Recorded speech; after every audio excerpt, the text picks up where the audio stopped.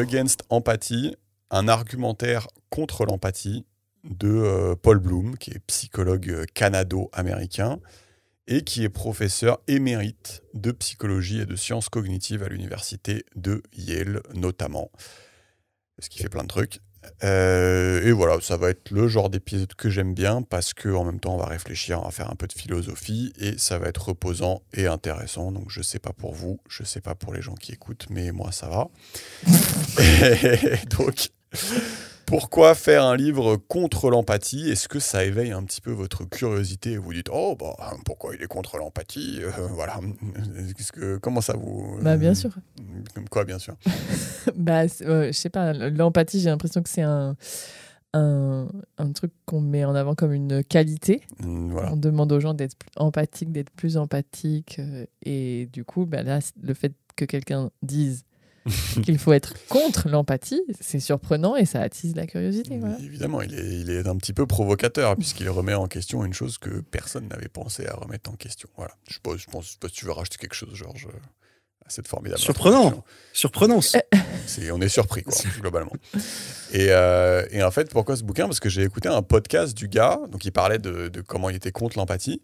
Et en fait, pendant tout le podcast, je me surprenais à me dire ah ouais, j'avais pas pensé à ça. Voilà. Et au bout de la 10e fois où je l'ai répété dans ma tête, je me suis dit que c'était quand même un bon podcast. Et je me suis dit que j'avais envie de faire son bouquin. Donc voilà la genèse de cet épisode, pour ceux qui veulent connaître les coulisses. Donc, en introduction, on va commencer par un truc basique qu'il faut faire. C'est évidemment avant tout une question de définition. Donc il va expliquer contre quoi il est concrètement, sinon on ne va pas y arriver. Et en fait, il fait remarquer qu'il y a beaucoup de gens qui, quand ils disent empathie, en fait, veulent dire synonyme de bien te comporter, en gros. Et, en gros, pour eux, c'est forcément un truc bien. On ne peut pas avoir une définition où c'est pas bien. Et donc là, en effet, on ne peut pas être contre l'empathie avec ce genre de définition. Donc il y a des gens qui se disent que forcément l'empathie, ça devrait être une définition où c'est une bonne chose d'être empathique. Genre, il n'y a pas de définition neutre de l'empathie pour certaines personnes. C'est pas un mot neutre. Bah ouais, je sais pas si je me fais bien comprendre, mais il y a certaines personnes qui vont pas accepter que tu le définisses d'une manière où c'est pas forcément bien. Tu vois ce que je veux dire ? Ouais. Voilà. Et donc en gros, ils vont refuser toute définition où tu peux trouver une faille et on vont te dire ah bah en fait s'il y a une faille, c'est que c'est pas ça l'empathie. Enfin tu vois. Voilà. Et juste lui, il lâche l'affaire et il dit bah en fait si c'est ça ta définition, en fait ok, je suis pas contre l'empathie. Tu vois. Enfin, voilà, juste il désamorce le truc. Ok, donc dans la définition positive que tout le monde, que plein de gens donnent, il est ok en fait avec ça. C'est juste qu'il ne le définit pas comme ça, quoi. C'est pas ça, c'est pas tout à fait ça. C'est que si ta définition c'est que c'est forcément un truc bien, en fait,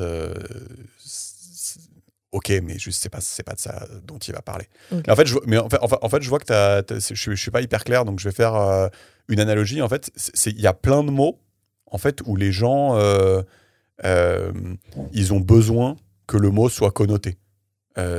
Typiquement, l'autre jour, on parlait d'islamophobie, et dans la tête des gens, il faut forcément que la définition du mot islamophobe, ça corresponde à un comportement mauvais et immoral.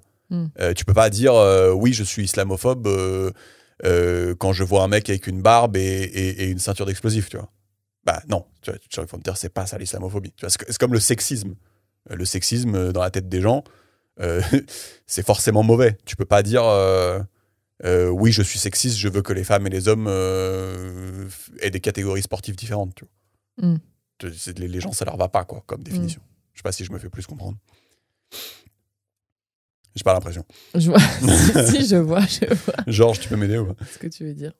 Non, mais sinon, on peut s'en branler de ce débat, non ? On peut juste avancer. Ouais, c'est grave. Non, mais c'est rigolo parce que pour le coup, il a reçu pas mal de critiques, justement. Qui étaient. Ah, oui, en gros. Où il disait, bref. Oui, en gros, ce que tu dis, c'est que c'est un concept qui est nécessairement amélioratif et que du coup, tu peux pas critiquer le concept parce que tu es nécessairement perçu comme un connard. Bah, y a des gens en gros, tu peux pas discuter de manière apaisée de ce concept et émettre des critiques parce qu'il est nécessairement considéré comme... Il y a des gens qui considèrent qu'en effet, c'est pas possible d'avoir une définition. Bref, je pense que je me suis bien fait comprendre. Oui, on a compris. Donc, on va pas le refaire. Mais bref, voilà. Donc, va y avoir d'autres définitions de l'empathie. Va y avoir le fait d'avoir une intelligence sociale, c'est-à-dire savoir se mettre dans la tête des autres. Et ça, a priori, c'est pareil, il n'a pas grand-chose à redire là-dessus. Enfin, on peut pinailler, mais il dit oui, c'est sûrement très bien comme qualité de savoir se mettre à la place des gens, quoi. Et en fait, la définition qui, lui, l'intéresse, et qui, soit dit en passant, c'est la définition communément admise par les philosophes et les psychologues, c'est que quand on dit empathie, en fait, ça veut dire ressentir, dans une certaine mesure, les émotions des autres. Mhm. Donc, je ne sais pas si je me fais comprendre, mais basiquement, c'est quand avec cette définition, on dira de toi que tu es empathique si, quand tu vois quelqu'un de triste, tu es triste. Mhm. Ou quand tu vois quelqu'un qui ressent de la douleur, tu ressens la douleur, tu dis « Ah, j'ai mal pour lui ». Voilà, je ne sais pas si ça, si ça vous va comme définition, si ça vous parle. Oui, bah moi, c'était ce que j'avais déjà entendu. Ah, t'avais déjà ça en tête, ok. Mhm. Ok, Georges.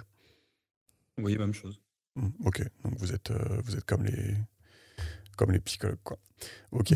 Ouais, j'avais noté aussi quand tu vois un moment. Moi, c'est un truc, quand je vois un moment gênant à la télé, je suis obligé de changer de chaîne. C'est parce que en fait, t'es gêné, tu vois, alors que c'est pas toi qui est en train d'être ridicule. L'autre jour, on regardait Télématin avec Clem et je n'étais obligé de. Enfin, Clem, tu me suppliais de changer, quoi. Mais oui, c'était horrible. donc voilà, tu ressens la douleur. Voilà. Et là, on va peut-être arriver à une parenthèse où Georges va dire on s'en branle. Mais je sais pas, moi en fait c'est un truc que je viens de remarquer il y a pas longtemps, donc vous allez me dire je suis peut-être teubé, et qui me fascine, c'est que ça, là, ce qu'il appelle des débats terminologiques, donc des débats sur la définition des mots, en fait quand tu fais gaffe, en fait c'est un truc que les gens ils font tout le temps, en fait. Et je ne sais pas si vous avez déjà travaillé ce muscle d'essayer de remarquer quand est-ce qu'un débat était un débat terminologique et que du coup c'était inintéressant. Mais ça veut dire en fait, quoi ? Ouais. Qu'est-ce que tu veux dire par donc les gens font des débats terminologiques, ça veut dire que parce que là ça veut dire qu'ils prennent le temps de définir le mot qu'ils sont en train d'utiliser pour dire bah voilà, là j'utilise ce mot et voilà la définition que j'en ai et du coup voilà ce que j'en dis. Parce que là du coup c'est ce que lui il fait. Alors regarde, justement, j'étais sûr que tu allais dire ça, donc je suis très content. Donc non, mais typiquement, un exemple, en gros, tu vas avoir à la télé, il y a une guerre, et les gens, ils vont débattre de si c'est un génocide. Oui, d'accord. Alors que ça ne sert à rien, puisque en fait, ils décalent tu as déjà toutes les informations, et ça sert à quoi ? Ensuite, ils vont débattre de est-ce que le dirigeant est un dictateur. Tu vois ? L'autre jour, il y avait eu un débat sur l'avortement, et où les mecs faisaient « On est d'accord que le meurtre, c'est de mettre fin à une vie ? Et est-ce qu'on est d'accord que le meurtre, c'est pas bien ?» Ok, c'est badant. Voilà, donc voilà, c'est un truc qui en ce moment me vénère. Je vois déjà la tête de Georges qui est en train de dire c'est trop de la merde. Mais c'est un truc qui en ce moment me vénère. Et en fait, c'est récent, mais je trouve que c'est un muscle en fait, de voir quand. Oui, parce qu'en gros, ce que tu veux dire, c'est que les gens ils font ça à la place de parler des vrais trucs. À la place de vraiment débattre. Tout à fait. Et en fait, là, justement, tu as dit c'est ce que le mec il fait. Mais en fait, justement, non. En fait, il désamorce le truc. C'est-à-dire, il dit, bah, si c'est pas votre définition de l'empathie, en fait, je m'en branle, en fait. Juste, il dit, là, on va parler de... c'est un bouquin qui va argumenter contre le fait de ressentir les émotions des autres. Voilà. Donc, il fait tout le contraire, justement, d'un débat terminologique. Voilà. Je sais pas si ça vous va. Tout le monde est content. Est-ce que je peux fermer ma parenthèse Ouais, non, mais je trouve qu'on avait un bon exemple aussi sur l'histoire au début du truc de Gaza, est-ce que vous qualifiez le Hamas de terroriste ou de pas terroriste ? Oui, c'est ça. Mets-toi près du micro, par contre, on t'entend pas bien.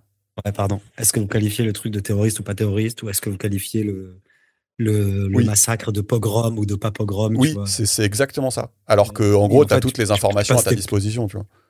Oui, et puis c'est une diversion, quand tu passes des plombes sur la définition du truc. Oui, c'est ça. Et à la fin, ouais, ça change rien au fait et t'as pas avancé sur comment définir. Enfin, ouais, t'as pas avancé. Et le classico, c'est vraiment. Mais ça, vous ferez gaffe. À chaque fois que t'as Zemmour qui arrive sur un plateau, on est obligé de faire 15 minutes sur c'est quoi l'extrême droite. Ok.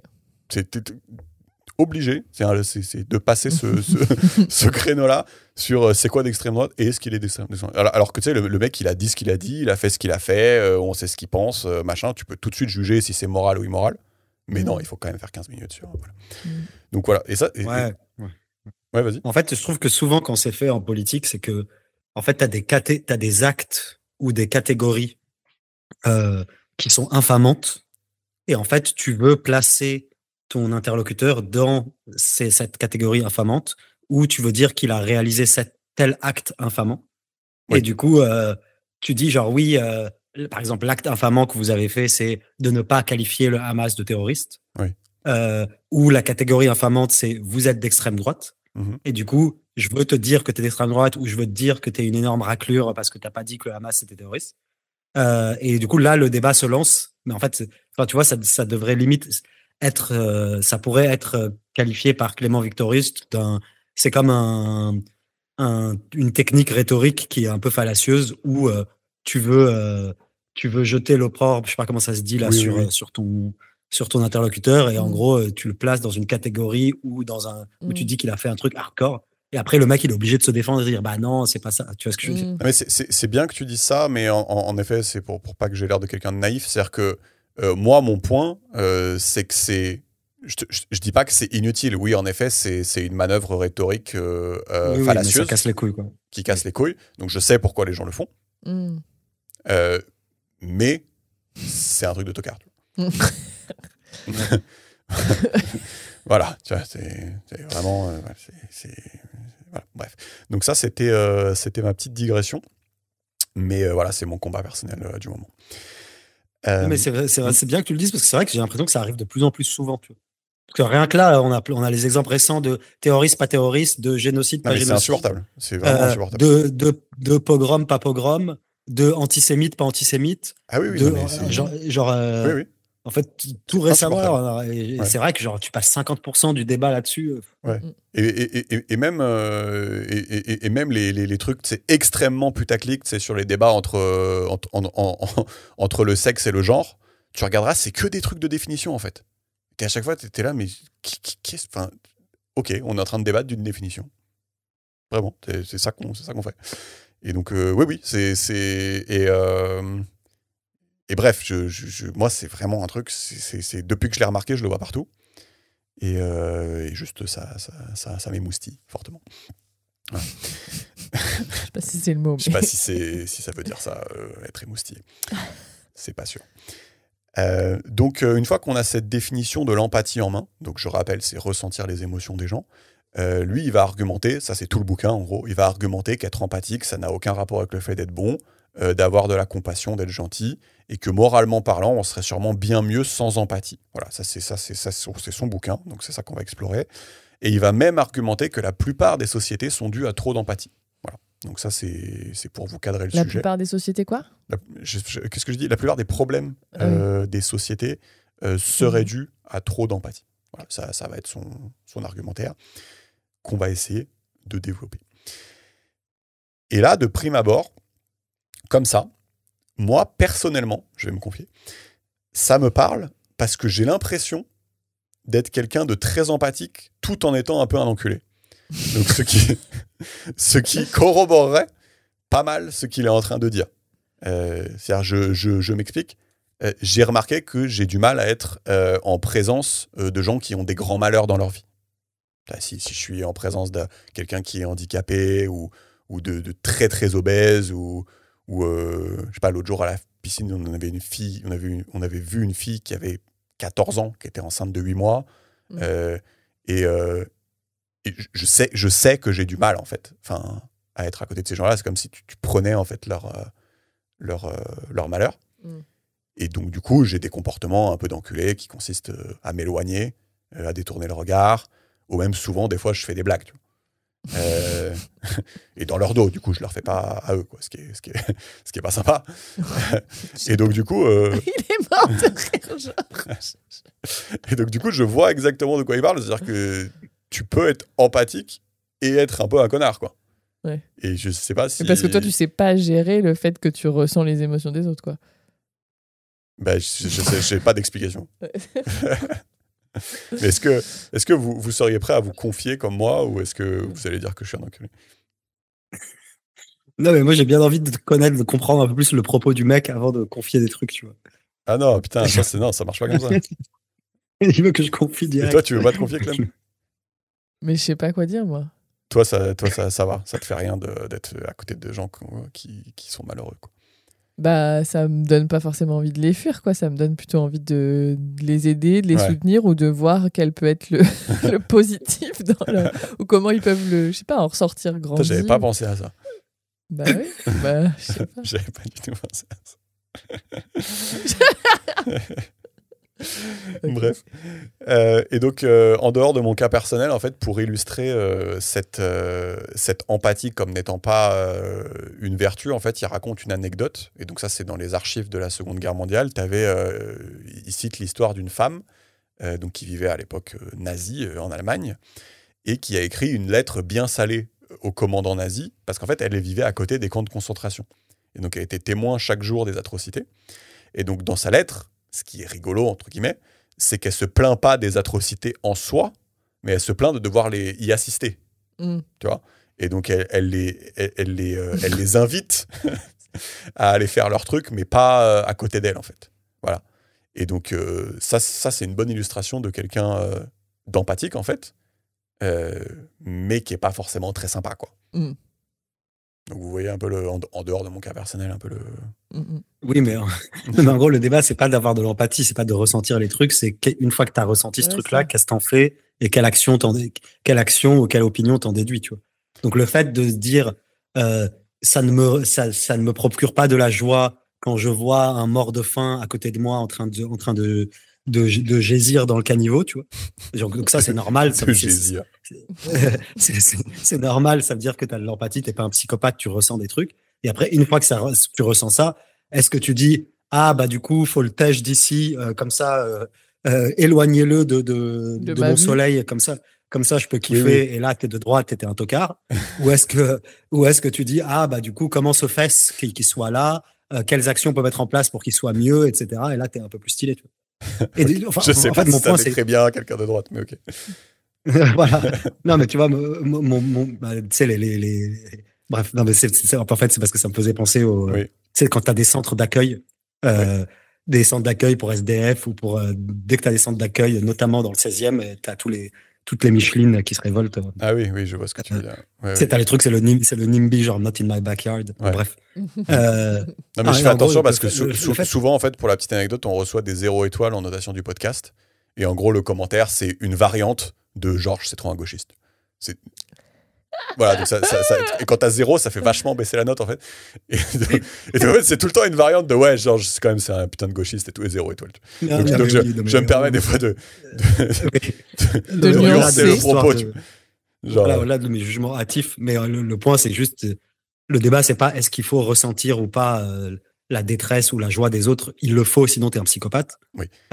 Pour moi, le débat, c'est une fois que qu'est-ce que tu fais de ce ressenti et quelle action ça engendre chez toi derrière. Ah, mais disons que je suis d'accord, mais disons que le point du gars, c'était déjà de trouver des contre-exemples un peu évidents, en fait, où être empathique ne suffit pas derrière à être une belle personne. Voilà, toi, ce que tu dis, c'est en effet qu'est-ce qu'on fait avec cette empathie, mais lui, il voulait trouver un contre-exemple où en fait la définition de l'empathie, qui est celle de ressentir les émotions des gens, ne te confère pas automatiquement un comportement moral. Et ça, c'est évident quand il pense, mais c'est pas forcément évident quand il n'y a pas réfléchi, parce que il y a sûrement plein de gens qui, de prime abord, se disent quelqu'un d'empathique, quelqu'un qui ressent les émotions, c'est forcément quelqu'un qui va être une belle personne. C'est évident quand on le dit, c'est pas évident quand on n'y a jamais réfléchi, quoi. Donc, oui. Non, mais ça, je suis complètement d'accord. Ouais. Premier point, voilà, il y a des contre-exemples. Et moi, le truc auquel je pensais aussi, c'est vous savez, les riches qui vont vivre dans des gated communities, c'est en résidence sécurisée. C'est souvent aussi un moyen de ne pas être confronté à la misère, ou alors de ne pas être confronté à des gens qui sont moins fortunés que toi.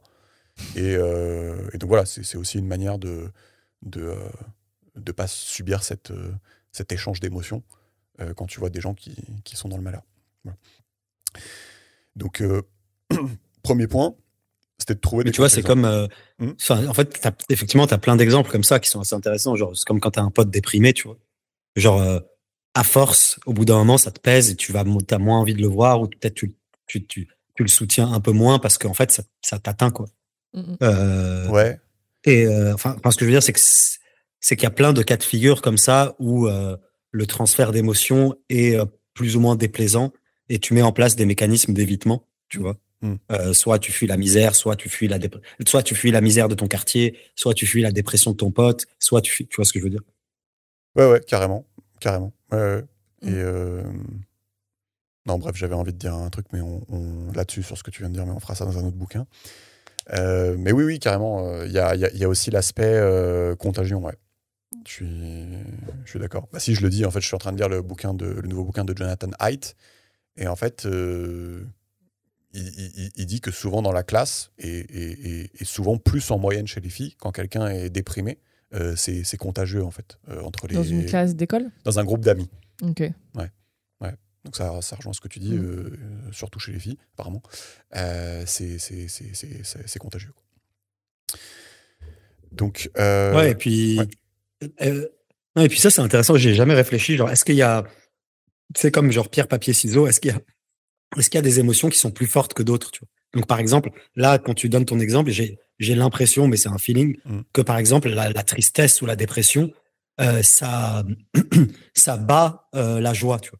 Donc, en gros, par exemple, quand t'es dans un groupe de trois, si t'as une personne neutre, une personne très triste et une personne très joyeuse, j'ai potentiellement tendance à croire que la personne très triste va plus influencer les deux autres que la personne très joyeuse, tu vois. Donc, en gros, que l'humeur du groupe global va plutôt va tendre vers la tristesse que vers la joie. Ouais, je vois ce que tu veux dire. Ouais. Mais ça, c'est pas qu'il y a il y a un biais ou je sais pas, un truc dans le cerveau, même limite un truc un peu du cerveau reptilien, quoi, parce que tu sais, c'est les trucs négatifs comme c'est associé au danger ou potentiellement un truc. En fait, t'es très vite tourné vers ça parce que tu te dis, ok, est-ce que c'est un danger pour moi ou pas? Moi, j'aurais dit comme vous, mais il en parle pas. C'est-à-dire qu'il a tendance à mettre toutes les émotions dans le même sac. Dans toutes les études, là. dans toutes les études qu'il va citer, ça va être des bundles d'émotions. Ouais, il va pas faire la distinction entre joie et machin. Mais oui, j'aurais dit comme vous. Mais du coup, vu qu'on n'en sait rien. Donc, on continue un peu sur les définitions, mais ça va être marrant. C'est-à-dire que pour pouvoir avancer en fait sur cette histoire d'empathie, parce qu'évidemment, on va avoir envie de dire est-ce que quelqu'un d'empathique est moral ou immoral. En fait, on va avoir envie d'aller sur ce terrain-là. Et donc, je vais vous demander, parce qu'on l'a défini 15 fois, ce que c'était que la morale, et je suis obligé de le refaire parce que sinon on va rien comprendre. Mais surtout, j'ai l'impression que Georges et Clem redécouvrent à chaque fois, à chaque nouvel épisode, ce que c'est que la morale, la définition. Et donc, je vais vous demander, est-ce que cette fois-ci, vous vous en souvenez ou est-ce que, non, mais moi, j'ai fait aucun bouquin où vous définissez la morale. Et j'avoue, j'ai pas écouté les épisodes, donc je sais pas. Je me souviens très, très bien que... Ah merde, tu l'as redéfini. Ouais, il y avait un moment où t'étais là. Donc, est-ce que tu te souviens ou pas? Non, pas du tout. Non, Georges, tu t'en souviens ou pas? C'est insupportable. Donc, on représente la personne qui écoute. En gros, si c'est dans la Bible, c'est que c'est moral. Quoi? Non, c'est pas ça. Donc, en gros, la définition de la morale, c'est, si tu vas t'en souvenir tout de suite, Clem, c'est, en gros, on avait dit la seule chose intéressante dans l'univers, c'est la conscience. Si aucune créature était conscience dans l'univers, ça serait pas intéressant. Après, t'as commencé à faire quoi? Non, et tout. En fait, si, tu vois. Si personne n'est conscient. Je me rappelle pas parce que c'est pas facile à intégrer comme. Voilà, non, mais oui, si personne n'est conscient, tout le monde s'en branle. Puisqu'il n'y a personne qui est là pour avoir quelque chose à faire. Voilà. Donc, et en gros, le deuxième point, c'est qu'une fois qu'on a dit ça, ce qui est moral, c'est ce qui va augmenter le bien-être des êtres conscients de l'univers. Voilà. On a besoin de cette définition pour avancer parce qu'on va avoir besoin de définir ce qui est moral et immoral. Donc ça, c'est la première définition. Donc, est-ce que c'est OK, là, Clem? Parce que la dernière fois, c'était pas OK. T'étais pas d'accord. Si, c'est intéressant quand même. S'il y a pas de... OK. Ouais, on est bien. Donc ça, c'est la première définition. Et la deuxième définition, c'est que on va parler du conséquentialisme. Et donc, en gros, c'est la seule approche à peu près intéressante à la moralité. C'est-à-dire que tu dis c'est moral de tuer une personne si tu vas en sauver 100 autres. Voilà. Ça, c'est être conséquentialiste. Tu as été un bon conséquentialiste parce que tu as été voilà, t'as maximisé, on va dire, le bien-être, si je peux dire ça comme ça. Et souvent, il y a le conséquentialisme et le déontologisme de l'autre côté. Et le déontologisme, c'est quand tu dis c'est jamais bien de tuer une personne, même pour sauver 100 personnes. Ça, c'est le déontologisme. Ok. Sauf que ça, c'est faux. Le déontologisme, c'est faux. Voilà. C'est- Ça n'a pas de sens. Et quand tu Ok. demandes à un déontologue d'expliquer pourquoi c'est pas bien de tuer une personne pour en sauver 100 autres, il va te donner une explication, mais en utilisant des conséquences. Mm. Il va te dire oui, mais dans ces cas-là, tout le monde va tuer tout le monde, machin. Mm. C'est du conséquentialisme. Ok. D'accord ? Voilà. Donc, on est des conséquentialistes. D'accord ? Donc, ça va ? Ok. Ouais, ça va. Bah, après, je pense que c'est un débat quand même plus profond qu'on Non. pourrait faire l'objet d'un. Enfin, tu vois, je sais pas si on peut éclipser le débat entre. Non, comme non. ça. On renvoie vers. Mais non, parce que quand ceux qui sont Non, mais moi, je suis d'accord avec toi. Moi, déontologues, je suis ils vont utilitariste. t'expliquer avec des conséquences. Donc, ok, merci, mais ça s'appelle être conséquentialiste. Après, si on veut, on peut faire un débat terminologique, mais on avait dit qu'on voulait pas faire ça. Ouais. Donc voilà. Et donc pour Non, mais c'est juste, tu vois, je sais que le débat genre entre utilitarisme et je sais pas c'est quoi le truc inverse là. conséquentialiste dans la et déontologiste. Ouais, dans la philosophie, c'est un truc genre assez. C'est un débat genre ancestral. Enfin, tu vois, je sais pas si on peut l'expédier. Je pense qu'il y en a un qui a tort, mais. Non, mais après, je pense que c'est aussi une question de définition. Et voilà. Ouais. Et il y en a un qui a tort. Et donc, non, mais allez-y dans les commentaires, expliquez sans utiliser des conséquences pourquoi c'est pas bien de tuer une personne pour en sauver 100. Je pense que vous allez bien vous amuser. Et donc, juste pour illustrer ça, en fait, lui donne un exemple incroyable, et je connaissais pas cette anecdote, mais je suis très content de la connaître, parce que c'est quand même un truc de fou. C'est que pendant l'hiver de 1894, un enfant est tombé dans une rivière glacée en jouant, et a été secouru par un prêtre nommé Johann Kueberer. Et est-ce que vous savez qui était l'enfant ?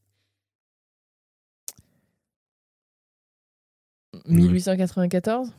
Vous pouvez deviner. C'était dans quel pays, Hitler. on peut savoir ou pas ? C'était Hitler, ouais. Ah ouais. Il est chaud. Ah putain, c'est un ouf. C'est quand même une anecdote. J'arrive pas à le dire. Anecdote de fou quand même. Ouf. Putain. C'est quand même un truc de fou. Le gars, il a sauvé un enfant qui était tombé dans une rivière glacée. C'était Hitler. Il est trop content. Et donc, là, j'ai une question piège pour vous, mais selon les préceptes conséquentialistes, à votre avis, est-ce que le prêtre, c'est un prêtre ? Oui.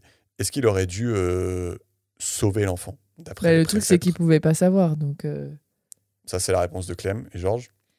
il pouvait pas savoir la suite je veux dire, de ce qu'elle est devenue. Bah oui, cet oui, enfant. pour moi, j'ai la même réponse. Il devait sauver l'enfant. Et oui. Et ça, vous êtes intelligent parce que je pense que la plupart des gens qui comprennent mal le conséquentialisme auraient dit qu'il n'aurait pas dû le sauver. Mais vu que tu peux pas savoir, en fait, Bah oui. sur le coup, la probabilité, c'est juste il faut sauver l'enfant. Donc, vous avez compris, mais j'explique pour les gens qui n'ont pas compris. En gros, l'analogie, c'est si t'es au poker et que tu as 2 as dans ta main et qu'il y a un mec avec un 7 et un 2 qui fait tapis, bah oui, tu suis le tapis avec tes 2 as, quoi. Mhm. Parce que tu as toutes les probabilités de gagner.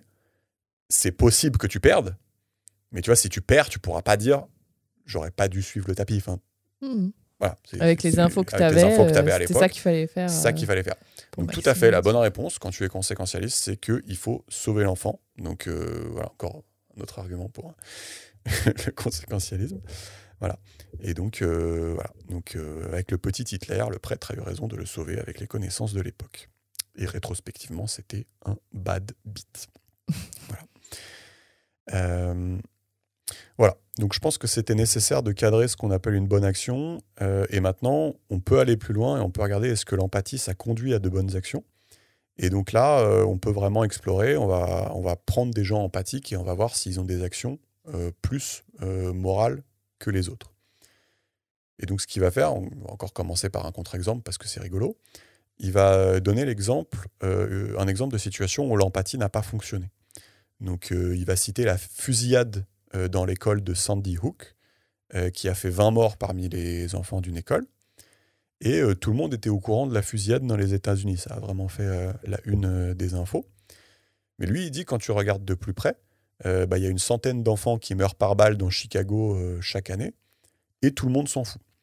Et donc là, il dit que c'est une belle illustration des limites de l'empathie, parce que tout le monde est empathique avec les parents de Sandy Hook, et personne n'est empathique avec les parents de Chicago. Et donc il décrit, alors lui, il appelle ça une mascarade macabre, où en gros la ville de Sandy Hook a reçu tellement de jouets et de peluches qu'elle devait les stocker dans un espèce de grenier hangar géant. Ils ne pouvaient rien faire de tout ça. Et en plus, ils recevaient plein de dons, alors que c'est plutôt une ville riche, avec des gens plutôt aisés, qui n'en avaient pas vraiment besoin, alors que les dons auraient pu aller à Chicago, par exemple, qui, eux, pour le coup, ils en ont sûrement plus besoin. Voilà. Donc ça, c'est un exemple, on va dire, un peu clair où l'empathie n'a pas fonctionné. Évidemment, on devrait être empathique avec tous les enfants qui souffrent et qui meurent, idéalement, mais ça ne marche pas comme ça. Mais là, du coup, parce qu'il y a un effet de masse, quoi. Comme il y en a plein qui meurent d'un coup là dans la fusillade, et ben ça fait que du coup l'empathie des gens elle est dirigée vers ça parce qu'il y en a beaucoup d'un coup. Non, je sais pas.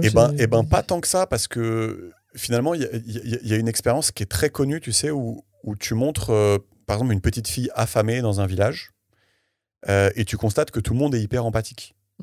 Mais après, dans l'expérience, tu sais, ils ont commencé à rajouter les 8 autres enfants de la famille qui étaient aussi affamés. Et là, les gens commencent à en avoir rien à faire. Okay. Et en fait, plus tu rajoutes de gens dans le village qui sont affamés, et plus l'empathie décroît. Donc, tu as vraiment un phénomène de plus tu rajoutes de personnes, plus l'empathie décroît. Et en fait, ce qui est incroyable quand tu fais la réflexion, c'est que même si dans le groupe plus grand, tu inclus la petite fille, ou à la base, tu étais vachement empathique d'elle, donc si c'est elle plus d'autres gens, tu es moins empathique. Donc ça, c'est très connu comme expérience, et c'est vraiment une des limites évidentes de l'empathie, c'est que plus tu rajoutes des gens, moins tu es empathique. Et donc, une des caractéristiques de l'empathie, c'est qu'elle décroît en fait exponentiellement avec le nombre de personnes en souffrance. En fait. Une, tu es très empathique. 2, déjà, c'est exponentiel. Tu es vraiment beaucoup moins. Et 3, 4, 5, ça commence à devenir anecdotique. Je ne sais pas si vous aviez ça en tête, cette expérience-là. Non, je n'avais pas l'expérience, mais c'est vrai que pour le coup, en fait, tu sais, l'anecdotique, l'individuel, le fait de raconter une histoire, ça génère beaucoup plus d'émotions et des réactions que la statistique. Tu vois. Et c'est un peu une variante de ce que tu dis, c'est que genre, c'est ce que t'as une citation qui est faussement attribuée à Staline, de genre un mort c'est une tragédie, 10 000 morts c'est une statistique. Ouais. Et là on le voit très bien avec Gaza, tu sais. Genre juste il y a 40 000 morts, tout le monde s'en fout.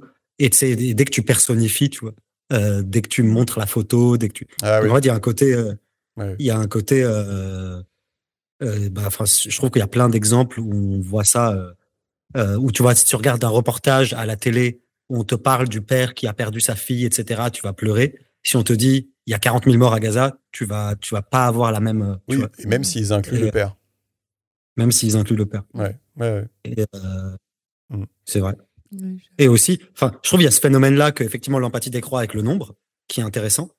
Et il y a aussi le phénomène que je trouve que tu as décrit un peu avec la tuerie de Sandy Hook, c'est que en gros l'empathie, donc une émotion légitime, peut amener une réaction qui est démesurée ou qui génère des conséquences désastreuses. Ah oui, avec le grenier. Et tu le vois. Et tu le vois très bien, par exemple, avec le terrorisme. Tu vois, genre en gros, le 11 septembre, ça a généré des réactions démesurées des Américains qui après ont engendré plein de tragédies et ont déstabilisé plein de pays qui n'avaient pas nécessairement quelque chose à voir avec avec le 11 septembre. Tu vois ce que je veux dire? Oui, carrément. Donc en gros, l'empathie fait que la détresse ou la mort ou la douleur de certaines personnes font que tu vas ressentir la détresse ou la mort ou la douleur de certaines personnes de manière intense. Et après, ce ressenti peut générer chez toi des actions qui sont pas réfléchies, pas rationnelles, impulsives, etc. Et c'est ce sur quoi est basé le terrorisme, quoi. En fait, le terrorisme, enfin, j'ai pas théorisé ça, tu vois, mais le principe, c'est de faire générer chez ton ennemi une réaction démesurée par rapport à ton impact réel. Oui. Et donc, tu vois, genre, enfin, typiquement, dans tous les pays occidentaux, le nombre de morts du terrorisme, il est infiniment fois plus faible que le nombre d'accidents de la route, que le nombre de gens qui meurent avec des pots de fleurs sur la gueule. Mm. Et, mais on va beaucoup plus réagir, on va beaucoup plus parler, on va beaucoup plus. Et je pense que c'est une conséquence du mécanisme que tu décris, quoi. Ouais, je suis d'accord. Et c'est un peu ça, ouais, ça se rejoint. Il y avait un autre point que j'avais noté qui m'a paru intéressant. Ça va vous paraître évident, mais il dit que souvent, pour aider les gens, il y a besoin d'infliger du mal à court terme pour que ça fasse du bien à long terme. Donc, je sais pas, tu prends un exemple de euh, euh, ton pote, je sais pas, qui fait de la merde, qui a tort et qui se cherche des excuses un peu. Euh, Bah peut-être que si tu avais de l'empathie, tu lui dirais, tu sais, tu le caresserais dans le sens du poil, tu lui dirais, ah oui, machin, en effet, t'as raison. Alors que peut-être que lui, ce qu'il a besoin, c'est que tu lui dises, bah non, là, t'as fait de la merde, ressaisis-toi, machin. Ça arrive, je sais pas si mon exemple est bon, mais ça arrive souvent de devoir faire un peu du mal à court terme pour faire du bien à long terme. Mais du coup, ce que tu veux dire, c'est que ton premier réflexe d'empathie qui va être de, Ouais. je sais pas, je sais pas, de compatir Ouais. à ton pote qui fait de la merde. C'est pas le bon. En fait, ça, il faut faire gaffe à ça, quoi. Ouais, bah faut trouver des Enfin, faut essayer de voir plus long terme et. Non, mais disons qu'il faut trouver un exemple où en effet, il y a besoin de faire du mal à court terme pour faire du bien à long terme. En fait, tu le vois bien. C'est pas moi qui suis parent, mais tu le vois bien avec les enfants, quoi.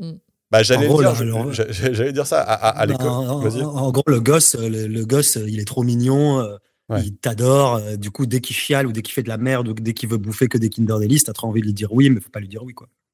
Oui, exactement. Et justement, j'ai un exemple. C'est-à-dire que l'autre jour, il y avait une maman qui discutait avec son père à l'école et elle disait oui, mais quand même, on l'a amenée à l'école alors que ce matin, elle disait qu'elle avait mal au ventre et tout. Et juste le père à côté, pas du tout empathique, il disait non, mais juste c'est une douille. Si tu fais ça, après, elle va avoir mal au ventre tous les jours, machin. Et donc, tu avais vraiment une espèce de. Alors, je sais pas qui avait raison, mais tu vois, il y avait une discussion Il y avait entre les deux la réactions, personne quoi. empathique et la personne pas empathique. Et c'est pas impossible que ce soit la personne pas empathique qui ait raison, tu vois. Donc voilà, c'est intéressant comme exemple, je voulais le noter. Mais tu vois, genre, j'ai l'impression que derrière son concept d'empathie, c'est juste l'opposition entre l'émotionnel et le rationnel, quoi. En gros, genre, il se passe des trucs, ça génère chez toi des émotions. Il faut pas nécessairement agir selon ta première émotion et il faut prendre la peine d'un peu réfléchir, quoi. Est-ce que ça va plus loin que ça? Tu vois ce que je veux dire? C'est pas sûr.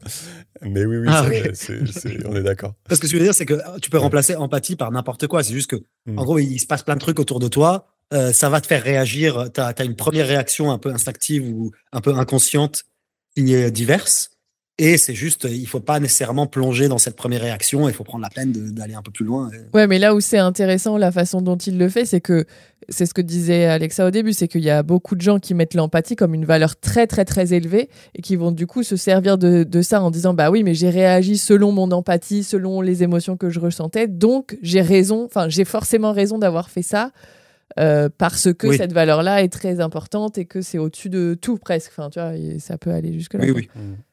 Non, mais ça, je suis d'accord. Enfin, tu vois, du coup, là, ça permet de ramener, même si ça devient aussi simple que ce que tu dis, bah, ça permet aux gens de se rendre compte que, bah, en fait, c'est pas sûr qu'il faille le mettre en haut. Mais lui, il va plus loin. Il dit que c'est même handicapant.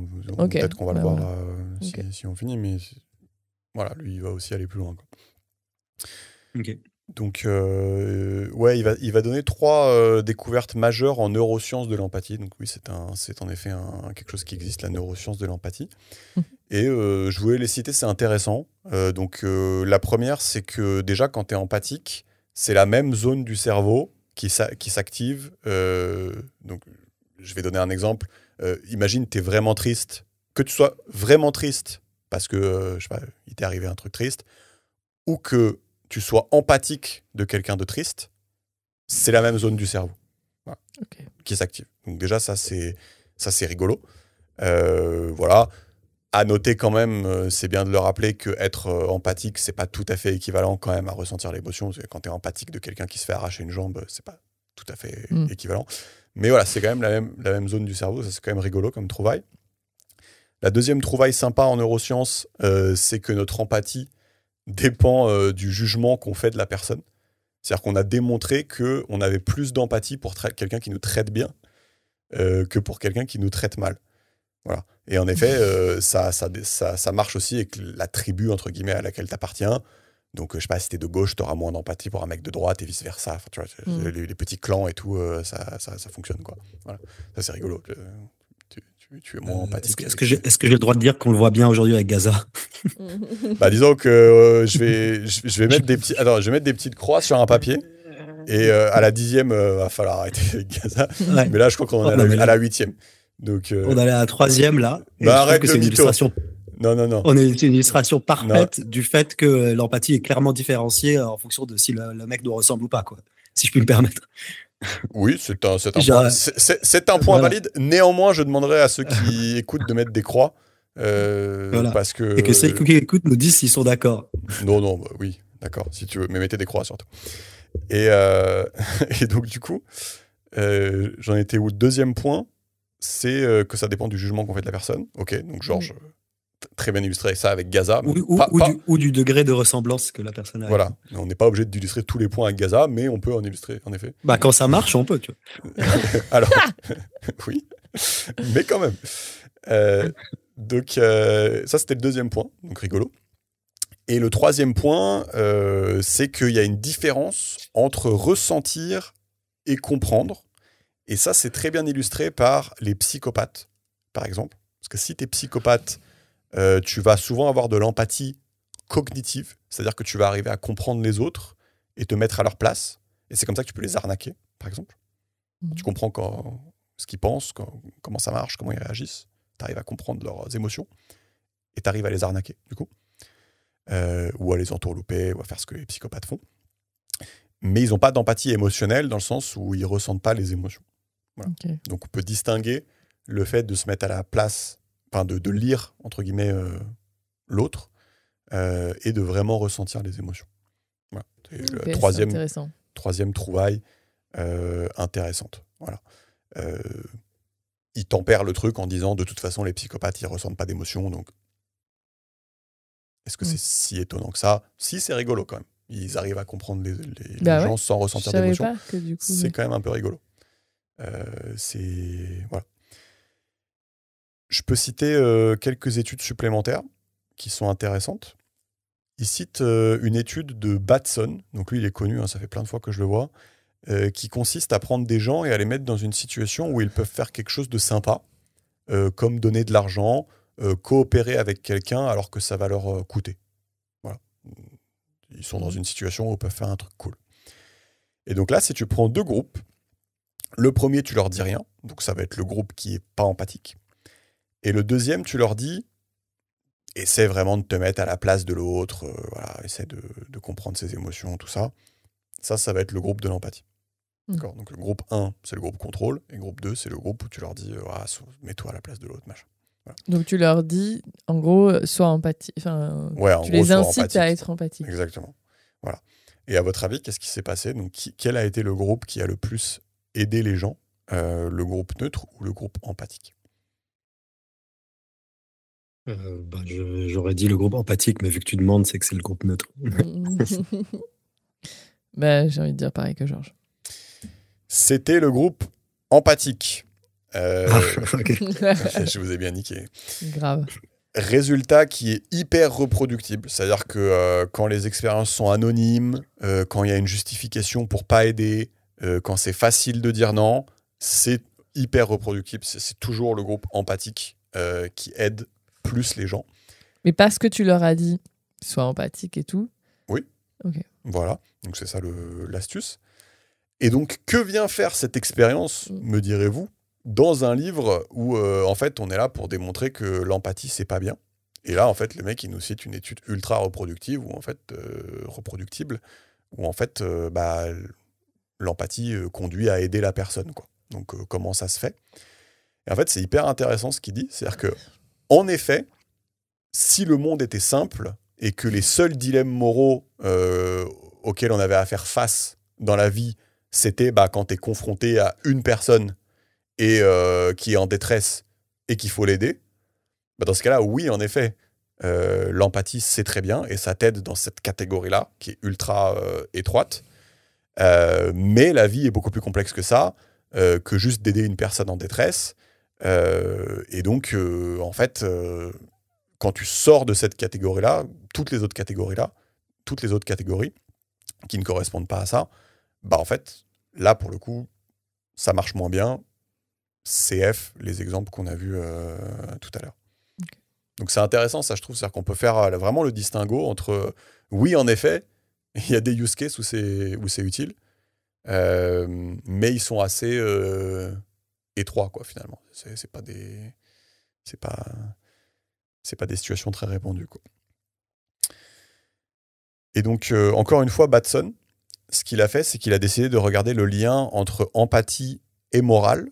Et donc là, dans l'expérience, il a pris 2 groupes. Là, cette fois-ci, il y a un groupe auquel il leur a dit « Vous devez rester objectif.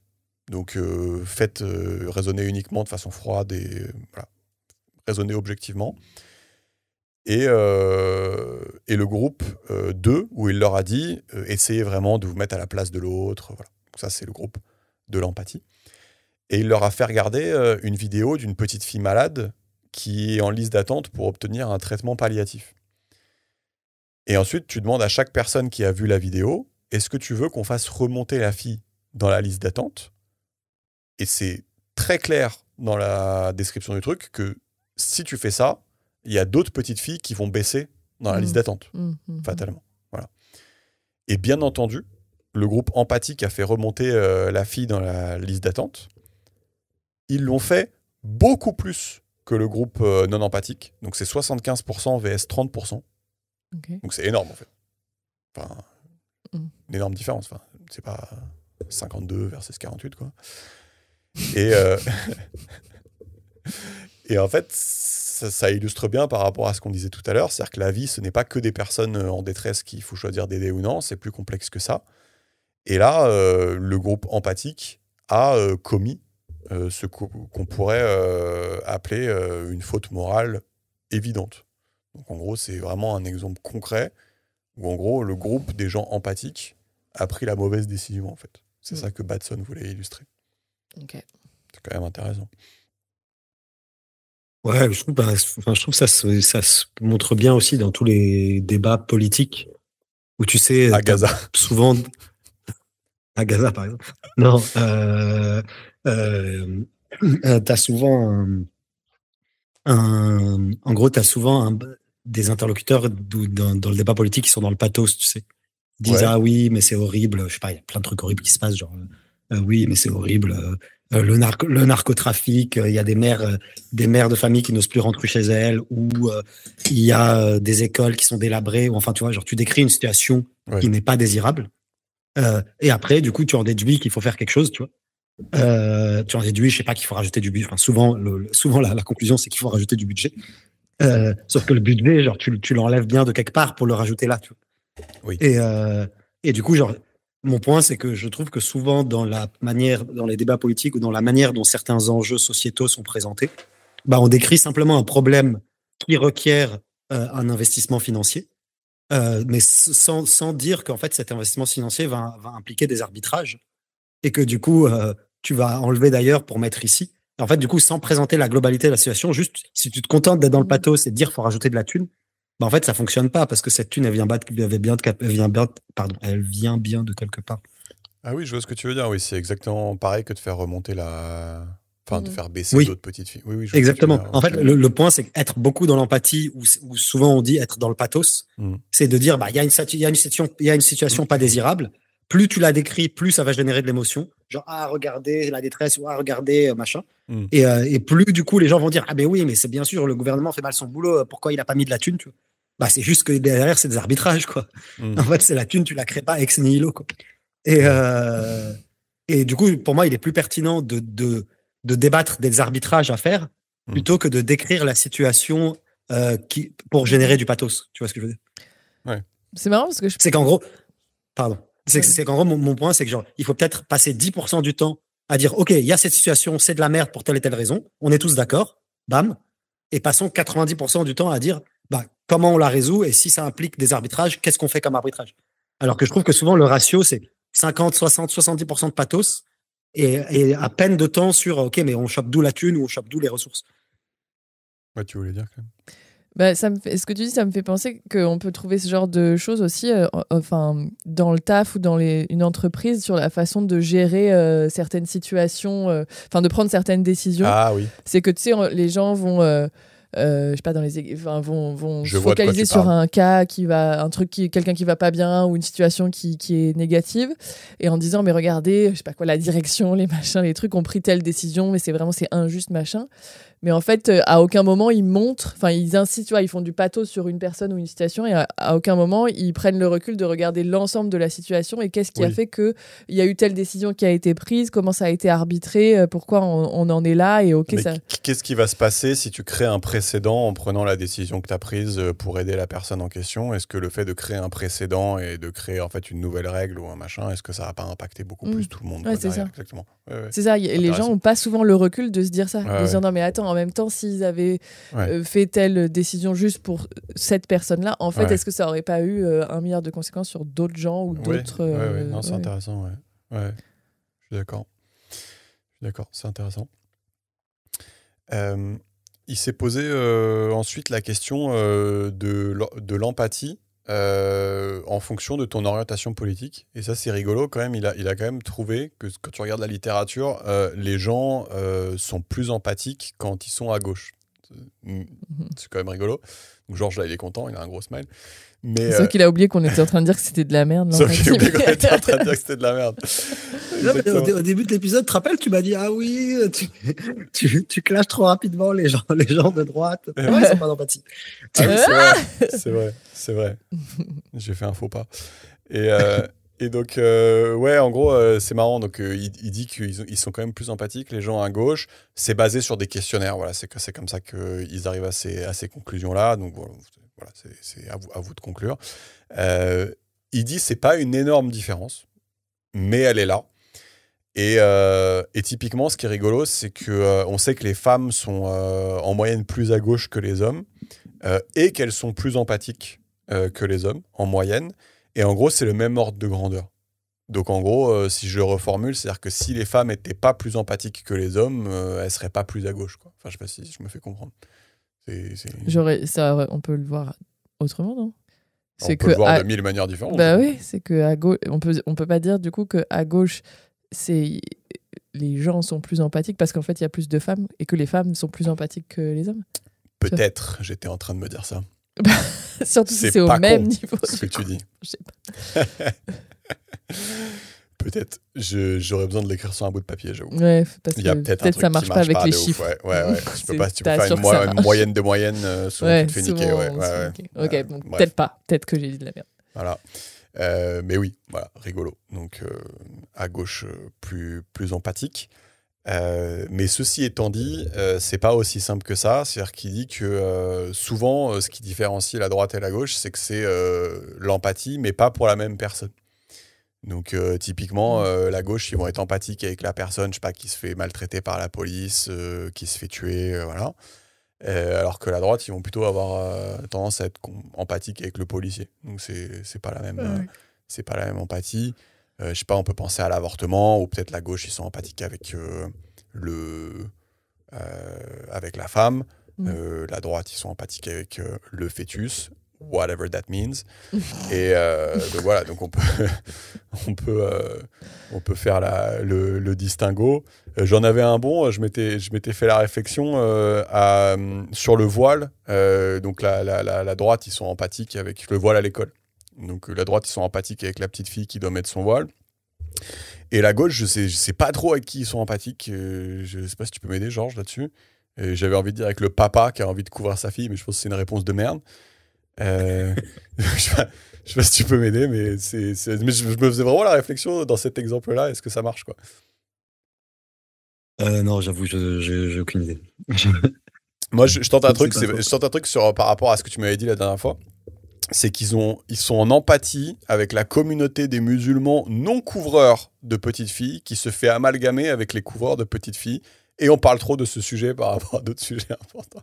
C'est pour résumer tout ce que tu m'avais dit. Ça passe, non? Ça passe. Ok, voilà. Voilà. Voilà, 0 étoile. Vous êtes des gauchistes. Empathie vers le propriétaire pour les gens à droite, empathie vers le locataire pour les gens à gauche aussi, j'avais pensé à ça. Non, mais tu vois, genre, ouais. moi, je trouve ça, c'est normal, genre, on a chacun des empathies différenciées en fonction des choses qui nous sont des causes qui nous sont auxquelles on est attaché, ou des individus qui nous ressemblent, ouais. ou des gens qui nous sont proches, etc., etc. Mais tu vois, genre, pour moi, aussi, un bon arbitrage, un bon aiguillon qui te permet de dire est-ce que tu dois être plus empathique ou pas, ou est-ce que tu dois plus protéger une population qu'une autre, c'est juste quel est son niveau de privilège et elle se situe où dans le rapport de domination. Et ce que je veux dire, c'est que genre dans une société donnée ou même à l'échelle mondiale, genre t'as des gens vulnérables et t'as des gens puissants, t'as des gens dominants et t'as des gens dominés. Et cette puissance ou cette domination ou cette vulnérabilité, elle peut être caractérisée par différentes variables, genre est-ce que t'es riche, est-ce que t'es en bonne santé, est-ce que t'es blanc, est-ce que t'es machin. Et je trouve, tu vois, genre au-delà du fait que je suis un affreux gauchiste, machin, genre il y a plein de trucs sur lesquels je suis pas d'accord avec la gauche, notamment le wokisme, etc. Voilà, notamment le wokisme, etc. Tu sais qu'on est d'accord là-dessus. Mais là où un des aspects sur lesquels je suis relativement d'accord avec la gauche, et il me semble que sur lesquels la droite elle est plus faible, c'est le fait de mieux saisir les rapports de domination et le fait que il est normal d'avoir une empathie différenciée, mais pour moi, elle doit être différenciée en fonction du niveau de puissance et du niveau de privilège d'un individu au sein d'un système. Voilà, c'est juste ça mon point. Et du coup, par exemple, quand tu dis typiquement la gauche, elle est plus privée, elle est plus empathique avec le locataire qu'avec le propriétaire, bah ça me paraît normal. Ou je dis n'importe quoi, au-delà du fait de gauche, enfin, affranchons sinon du truc, si on s'affranchit de l'histoire de gauche-droite, on s'en branle en fait. Mais juste genre le fait de dire je vais être plus empathique avec la personne qui est plus vulnérable, qui est plus dominée, qui est plus faible, et être moins avec le puissant, bah ça me paraît être un bon compas moral, tu vois. D'où mon empathie pour les gens de Gaza. Ah, ça fait 10. Tout rond. Voilà. Et ouais, mais je vois ce que tu veux dire, mais le truc, c'est que, en fait... Après, tu peux débattre qu'est-ce que c'est d'être vulnérable ou pas. Bah, c'est ça, parce que tu pars un peu de... J'ai l'impression que c'est un peu circulaire dans le sens où tu pars de la conclusion. C'est-à-dire que tu dis, bah en fait... je paraphrase de manière très, très malsaine ce que tu viens de dire, mais en gros, j'ai l'impression que tu dis que dans les deux mecs, il y a un mec où il faudrait plus être empathique pour lui, et la gauche choisit ce mec-là. Mais si tu veux, le truc, c'est que je pense que ça se débat, en fait, tu vois, pour qui il faudrait être empathique. C'est-à-dire... oui, c'est vrai. Je sais pas, je réfléchis en parlant, mais tu sais, tu prends un policier aux États-Unis où en gros il y a je sais pas combien d'armes dans le pays, et t'as un mec en face de lui, tu sais, il le connaît pas, il est en train de pas coopérer, il est peut-être en train d'essayer de s'approcher de lui, s'il s'approche trop près, il peut lui prendre son flingue, ou alors il veut pas mettre les mains sur le côté de sa voiture, mais il fouille dans sa boîte à gants et tout, tu vois. Bah, je pense que c'est pas évident pour les gens de gauche d'avoir de l'empathie pour le policier qui est là, et juste il est là, bah juste je vais peut-être me faire tuer, quoi. Et je trouve que enfin mon point, c'est que la conclusion est pas toujours évidente en fonction des cas, et qu'on voit clairement que quand tu es de droite ou de gauche, tu vas clairement être sur des rails pour être empathique vers une personne ou vers l'autre, quoi. Ça, c'est clairement, tu vois, même dans un cas où c'est clairement pas évident, quoi. Non, mais ça, je suis d'accord. Enfin, je suis d'accord avec ça. Enfin, pour moi, il y a deux trucs qui se débattent dans ce que je raconte. Il y a un, il est pas évident de s'aligner sur qui est dominant, qui est dominé, qui est vulnérable, ouais. Qui ne l'est pas. Donc ça, on est d'accord, et ça se débat, et je suis d'accord avec toi. Et c'est pas objectif. Il y a aussi une notion de subjectivité là-dedans. Mais pour moi, pour le coup, c'est un débat plus intéressant. Enfin, c'est intéressant de savoir quand tu analyses une situation, pour moi, c'est intéressant de connaître les rapports de force et les rapports de domination. Et il faut nécessairement les prendre en compte dans ta prise de décision. Mais je suis d'accord avec toi que c'est pas évident. Et que les gens sont pas nécessairement d'accord. Et il y a un deuxième aspect, une deuxième faiblesse dans ce que je raconte, c'est que effectivement, tu as un compas moral, c'est qui est dominant, qui est dominé, qui est faible, qui est puissant, etc. Mais c'est pas uniquement c'est pas uniquement le seul compas moral, parce qu'effectivement, tu en as un autre qui est comme c'est ce que tu disais avec le conséquentialiste, qui est que genre, ok, si j'aide le faible dans cette situation, est-ce que le outcome, il va être bien pour la société, tu vois ce que je veux dire? Oui, oui. Parce qu'il y a des fois où tu as une situation où tu as un dominant et un dominé, mais le fait d'aider le dominé, ça va générer des externalités négatives qui vont être pas bien. Enfin, tu vois ce que je veux dire? Oui, c'est ça, ouais. C'est ça. Donc, il y a le fait de s'aligner sur qui est puissant, qui est pas puissant. Et il y a aussi le fait de est-ce que ça va générer du bien pour l'intérêt général de résoudre cette situation? Enfin, tu vois. Ouais, Je sais pas, c'est un peu abstrait ce que je raconte. Non, mais si. En fait, tu sais à quoi ça me fait penser. Peut-être je vais me faire cancel, mais tu sais, ça me fait penser à l'histoire avec Naël. Tu sais, en gros, je sais pas si tu te souviens, en gros, c'était un gars qui était dans une voiture et il s'est fait tirer dessus par un policier. Il me semble du coup qu'il voulait pas coopérer, qu'il a redémarré sa voiture et tout. Et en fait, c'est vrai que tu as deux manières de voir le truc. C'est-à-dire que tu te dis soit, en fait, là, dans ce cas de figure, c'est juste complètement con, c'est juste complètement dommage. Il a tué un mec de 17 ans. C'est un gâchis immense. Mais le truc, c'est que tu peux aussi te poser la question au niveau de la société. C'est-à-dire, tu vois, si on instaure comme règle, là, je parle en réfléchissant, je vais te dire des conneries, hein, mais si on instaure comme règle que il faut jamais tirer sur les gens qui sont non compliant en voiture, mais on pourrait se mettre d'accord là-dessus, tu vois. Mais ça a tout un tas de conséquences, en fait, derrière, tu vois. Et tu vois, là, je dis oui, peut-être de la merde, mais tu vois, il faut se poser les deux questions, tu vois. Il y a souvent la question locale, et de dire, OK, maintenant, si on écrit noir sur blanc, jamais on fait ça quand quelqu'un est non compliant en voiture. Ça veut dire quoi, non compliant? Qu'il est pas, qu'il refuse d'obtempérer. Ok. Ouais, c'est ça. Donc si tu dis, en fait, on le laisse partir, voilà. C'est quoi là? Parce que aussi, tu sais, de le chasser avec une voiture, je sais pas, nous on regarde assez souvent 90 minutes enquête pour voir que c'est méga dangereux, quoi. Juste, ils font une course-poursuite dans les petites routes et tu vas tuer quelqu'un.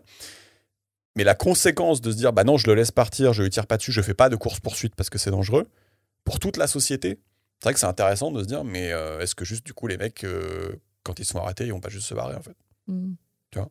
Je dis des grosses conneries, mais tu vois, non, mais c'est valide. Bon, après, oui, non, mais moi, je suis d'accord avec ça. En fait, ouais, c'est ça. Donc, tu vois, tu as les deux points. Tu as genre analyser le rapport de force et tu as est-ce que le correctif que tu vas mettre en place, il génère pas des externalités négatives ou positives? Exactement. Tu vois, qu'est-ce que ça fait? Et tu vois, je trouve par exemple, et il y a aussi, est-ce que ton correctif finalement, il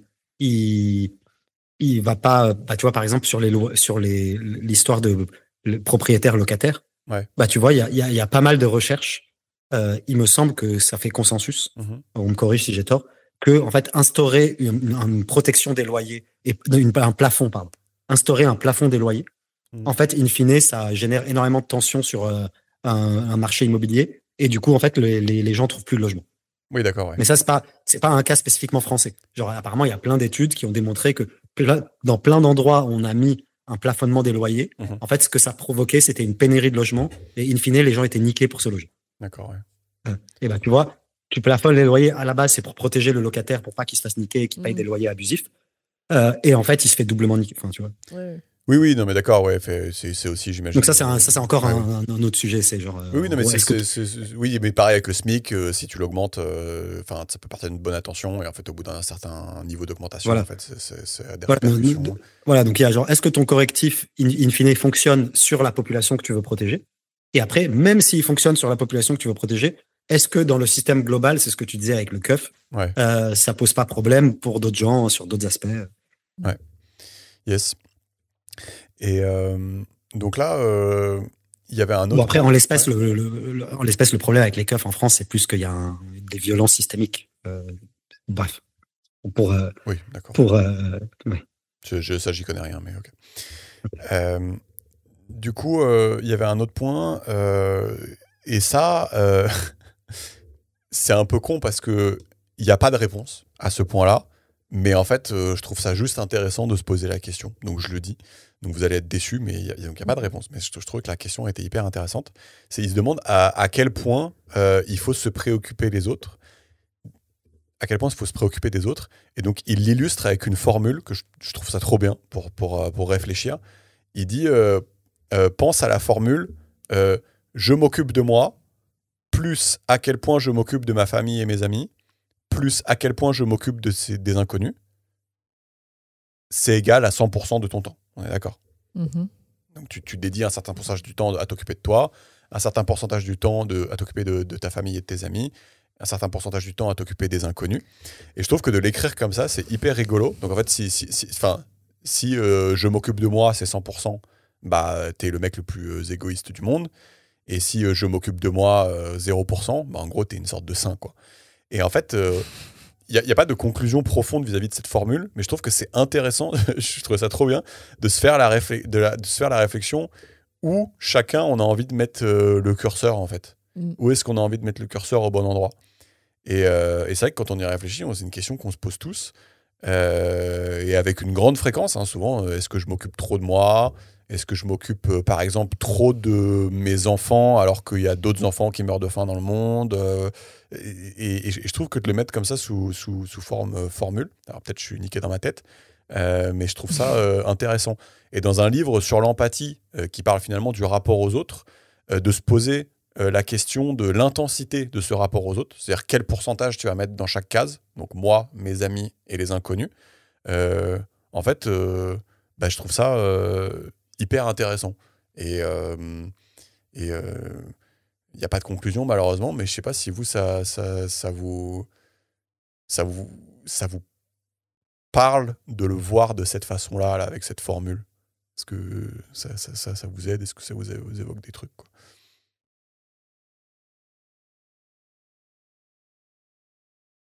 C'est le silence de la... Non, mais moi j'ai des trucs à dire, je voulais laisser Clem parler. Genre. Ouais, non, mais j'ai rien d'intéressant à dire pour le moment. Tu médites dessus. Donc je médite dessus. Bah, vas-y, Georges. Alors. Non, rien. Moi, je suis d'accord avec ça, mais c'est effectivement impossible d'y répondre, quoi. En fait, pour moi, ça rejoint pas mal les débats qu'on a eus sur l'altruisme efficace. En fait, tu vois, t'as plein de trucs, genre long terme, court terme, ou moi versus les autres. Tu vois.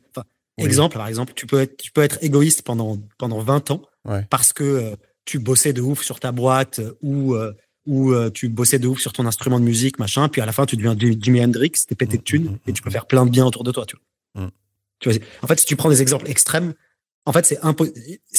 Déjà, quelle est ta métrique de succès? Si ta métrique de succès, c'est rendre les gens le plus heureux possible, qui est la métrique de succès de l'altruisme efficace, en fait, cette réponse de est-ce que je dois me consacrer à moi ou aux proches ou aux inconnus, elle est impossible parce que, en fait, ça se calcule pas. Et encore une fois, il y a plein de cas de figure, quoi. Tu peux te consacrer pas du tout à toi, mais en fait, mais du coup, tu tombes malade et tu meurs. Oui, d'accord. Tu peux te consacrer. Tu vois, genre, en fait, il y a l'exemple où tu es hyper égoïste pendant 20 ans, tu es une merde, tu respectes personne, tu es une sombre merde, mais à la fin, tu crées une entreprise de génie et en fait, tu as plein de thunes et tu peux aider les autres. Ou t'es super aidant, t'es un saint, enfin, t'aides toute ta famille, t'aides tout le monde, mais in fine, t'aides 3 personnes. Tu vois, enfin, ce que je veux dire, c'est que c'est ça. Mais ouais, j'ai l'impression que c'est un truc, ce que tu dis avec la notion de temps, c'est-à-dire qu'en fait, cette formule, elle évolue au cours de ta vie, quoi. Enfin, au cours de ce que tu vis et tout. Elle évolue, et puis il y a trop de variables, en fait. Mais après, ça peut être un truc qui te permet d'être vigilant, tu sais, de se rappeler qu'il y a ces 3 trucs-là. Parce qu'en fait, les gens, toujours pareil, je sais pas, j'ai l'impression à nouveau, comme c'est une valeur qui est très mise en avant, l'empathie, peut-être surtout beaucoup dans la religion ou je sais pas quoi. Du coup, il y a des gens, tu sais, qui vont beaucoup se consacrer aux autres, soit à leurs proches, soit à des inconnus, qui vont complètement oublier de s'occuper d'eux et qui vont se retrouver, comme tu dis, avec une maladie de merde ou en fait à être trop mal et après à plus pouvoir s'occuper de personne parce que ils se sont oubliés. Et donc peut-être que cette formule, tu peux te dire, ça peut t'aider à dire, ouais, en fait, peut-être faut pas que je mette trop, enfin pas tout le temps trop d'un côté ou de l'autre, quoi. Vous raisonnez de manière conséquentialiste, c'est-à-dire si tu t'occupes de toi mais qu'à la fin c'est pour s'occuper des autres, mais si tu veux, quand tu t'occupes de toi pour t'occuper des autres, ça pourrait aller directement dans la catégorie de s'occuper des autres. Mais moi je reviens un peu au truc racine qui est que, enfin non, c'est quoi le pourcentage du temps où tu t'occupes de toi? Le pourcentage pour toi, quoi. Pour toi. pas pour les autres. Et le pourcentage où tu es avec... Ouais. Parce que, je veux dire, évidemment, tu t'occupes plus de tes enfants que des enfants inconnus.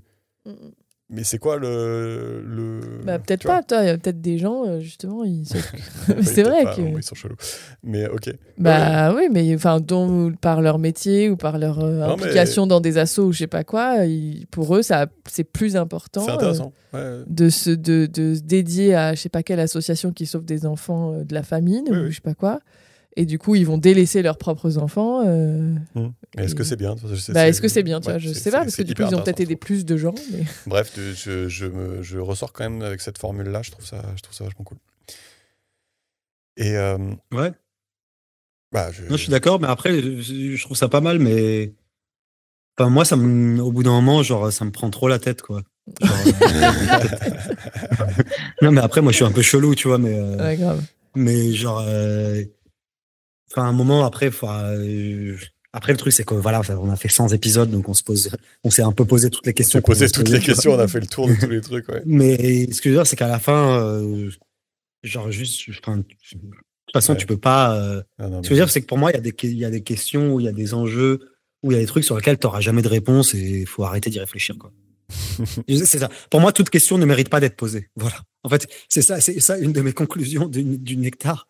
C'est qu'il y a des questions qui peut-être méritent pas d'être posées. Tu vois, genre, qu'est-ce qu'on fait de ce questionnement? Genre, oui. Mais là, en fait, c'est quoi la question, en fait? Parce que t'as dit, il y a cette formule, c'est trop bien, mais c'est quoi la question derrière? Mais c'est quoi les bons pourcentages, en gros? Ouais, mais je trouve que il y a pas de réponse à cette question. Parce que c'est pas... Enfin, je sais pas, moi je trouve que c'est pas un truc arrêté, en fait. Non, mais le truc, c'est que ce qui est hyper intéressant, en fait, c'est que ça soulève plein de questions. C'est-à-dire que tu te demandes, ok, c'est quoi un monde où les gens s'occuperaient que des enfants des autres et jamais des leurs? Enfin, en fait, ça soulève plein de questions hyper intéressantes. Okay. Et donc, on va pas toutes les faire là, mais je veux dire, rien que de donner la formule, je trouve que c'est un outil pour creuser le truc. Mais comme vous avez commencé à le faire, quoi. Vraiment, donc voilà. Moi, ça m'intéresse pas. Moi, je veux parler de Gaza. Non, on est arrivé à 10, donc c'est mort. Donc, toujours sur le thème de... Ah putain, là, il y a moyen qui parle de Gaza, par contre, ça va me faire chier. Mais bon, je vais le dire quand même. Donc, toujours sur le thème de se mettre à la place des autres, il y a une étude qui m'a vraiment marqué dans le bouquin. Et c'est une étude d'un certain Baumeister, où il a demandé à des gens de se souvenir des fois où ils ont fâché quelqu'un, d'une part, et d'autre part, des fois où quelqu'un les a fâchés. D'accord? Donc, des fois où ils ont fâché quelqu'un et des fois où quelqu'un les a fâchés. Et évidemment, parce qu'on a fait 100 épisodes, comme le dit Georges, tu remarques qu'il y a une très très forte disparité. C'est-à-dire que souvent, quand c'est toi qui as fâché quelqu'un, c'est souvent pas grave, tu l'as fait pour de bonnes raisons, alors que quand c'est à toi qu'on a fait du mal, tu auras tendance à expliquer que c'était grave, qu'il y avait de lourdes conséquences et que c'était motivé par une combinaison de sadisme et d'irrationalité. Donc ça, on connaît, c'est ce qu'on appelle le moralization gap, donc c'est le thème qui est utilisé par Steven Pinker. Et en fait, c'est vrai que... et oui, je rajouterais que... Mais ça, je ne savais pas quand même. Mais c'est qu'on serait surpris apparemment de constater que même les violeurs en prison se disent être des victimes. Et la rationalisation, j'ai cherché, c'est que la rationalisation la plus commune, c'est de dire que la victime s'est comportée de manière suggestive par ses habits, par le fait de s'être retrouvée seule avec eux, par le fait de ne pas s'enfuir, ou je sais pas quoi. tout ça, même les pédophiles. Bah, je sais pas, mais déjà ça va quand même très loin. Voilà. Et donc, bon, c'est marrant parce qu'on était au courant, mais on n'était peut-être pas au courant pour les violeurs. Mais c'est vrai qu'il fait une réflexion hyper intéressante, c'est qu'il dit que c'est quand même un miracle qu'on finisse pas par tous s'entretuer, en fait. Parce que le fait que ce gap existe, en fait, mathématiquement, c'est une fonction qui diverge, en fait, si je le dis avec mes mots. C'est-à-dire qu'en fait, bah, tu sais, je vais te faire un truc, toi, tu vas considérer que c'est vachement grave, et moi, je vais considérer que c'est pas grave. Donc là, toi, tu vas te venger. Et moi, je vais trouver que d'où elle se venge, c'était de la merde, ce que j'ai fait, c'était pas grave, et ainsi de suite. Et en fait, ça va conduire à des escalades de la violence. Tu vois ce que je veux dire? Et ouais, mais je sais pas. Et c'est un peu comme ça que les guerres aussi se mettent en place, pour le coup. Quelqu'un va faire un truc qu'il estime légitime, l'autre va trouver que c'est hyper grave, il va réagir, l'autre va dire non, tu réagis pas comme ça, t'es un ouf ou quoi, et ainsi de suite. Et ouais, du coup, je t'ai coupé, vas-y. Non, mais j'allais dire que ça prend pas en compte un aspect et qui est peut-être lié à l'empathie d'ailleurs, je sais pas trop, mais que quand quelqu'un m'a fâché, si tu fais un truc qui me fâche vraiment et tout, je vais être vénère et tout. Mais il y a un je voudrais juste dire qu'il y a le pardon quoi en fait. Enfin, il y a la possibilité enfin il y a des trucs qui rentrent en ligne de compte. Genre enfin tu vois, je suis capable d'être blessée et tout ça et après si tu viens, j'en sais rien, t'excuser ou je sais pas quoi, de pardonner, quoi. Ouais, mais c'est pas tout à fait ça qu'on dit. Ouais. Ce qu'on dit, c'est que... Bah, je trouve que... Enfin, tu sais, c'est pas... On reste pas pour toujours sur un truc qui nous a vénère, quoi. Non, je sais pas. Après, moi, je suis chelou avec ça. Je pense que si, hein. Tu penses ? Ouais, je pense que si, quand même. Enfin, dans un conflit, souvent, si tu regardes de près, en général, c'est cette escalade un petit peu de la violence et ce gap de la moralité qui est dans un conflit entre deux êtres humains. Par exemple, ça peut être entre deux pays aussi. Ouais, mais je trouve qu'entre deux pays, c'est différent parce que du coup, entre deux les pays... gens vont, d'un côté comme de l'autre, vont justifier leurs actions et vont dire que par contre, les actions des autres, c'était vraiment abusé et disproportionné. Mhm. Et ça peut vite escalader. Donc, c'est Non, mais ouais. C'est quand même intéressant. Et ça me fait penser à une scène dans Malcolm, là où en gros, je sais pas, il y a une fille une dame qui vient se garer à côté de la mer. Et tu sais, elle ouvre la portière et elle tape un petit peu fort la voiture. Et donc, du coup, la mère, elle dit, oh, disons, c'est abusé quand même, vous pourrez faire attention et tout. Et l'autre dit, mais ça va, on s'en fout. Et donc, la mère, elle ouvre sa portière super fort et elle tape encore plus fort. Et évidemment, la blague, c'est que de fil en aiguille, les deux voitures sont complètement pétées et elles se foncent dedans. Mais en gros, c'est un peu le truc. Et donc, Steven Pinker va jusqu'à dire qu'il y a trop de gens avec un grand sens de la morale. Et il dit que si tu additionnes tous les meurtres où la raison c'était d'établir une grande justice, tu vas avoir les morts des révolutions politiques au nom de la justice, les morts lors des révolutions religieuses au nom de la seule et unique vraie religion. Personne n'est tué de façon amorale si tu écoutes les gens. Et le mal est en général fait par les gens qui croient qu'ils font le bien. Donc je ne sais pas avec quel lien on est sur un livre sur l'empathie, mais je trouve que ça résonne avec le fait de quand même savoir se mettre à la place des autres, le fait de savoir que l'autre va voir ce que tu as fait forcément de manière beaucoup plus grave que toi. Je ne sais pas si je m'exprime bien. À cause de ce moralization gap. Vous voyez ce que je veux dire ? Oui, non, mais moi, je vois ce que tu veux dire, mais je suis aussi d'accord avec Clem dans le sens où ce que je veux dire, c'est que quand on t'a heurté, effectivement, toi, tu vas percevoir la douleur beaucoup plus que la personne qui te l'a infligé. Ouais. Donc, c'est ce que tu es en train de dire, on est d'accord. Et effectivement, ça peut générer une réaction de ta part qui est disproportionnée. Donc, c'est ce que tu dis, l'escalade, machin. Mm-hmm. Mais ça peut aussi générer ce que Clem dit, qui est soit un pardon, soit une prise de conscience qu'en fait, la haine, ça te rend toi-même malheureux. Et que ce que je veux dire, c'est que, tu vois, genre, tu peux, une fois que tu as été heurté, tu peux soit agir en heurtant l'autre, soit aussi te rendre compte que le fait de couver cette haine, ça te rend malheureux, ou le fait de te venger, ça t'a pas apaisé précédemment, donc t'as pas envie de le refaire. Enfin, tu vois, cette escalade n'est pas inéluctable, quoi. C'est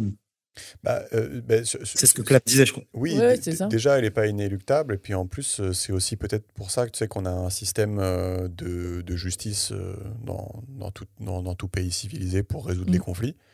Parce qu'en fait, c'est possible que sinon ça s'arrête jamais, en fait. Oui, c'est possible. Oui, non, mais déjà, il y a un système de justice, mais je pense que même si tu prends une sorte d'état failli, si t'es pas dans un état de droit où c'est la loi du plus fort, etc., je suis pas sûr que la majorité des gens ils s'inscrivent dans cette escalade systématiquement.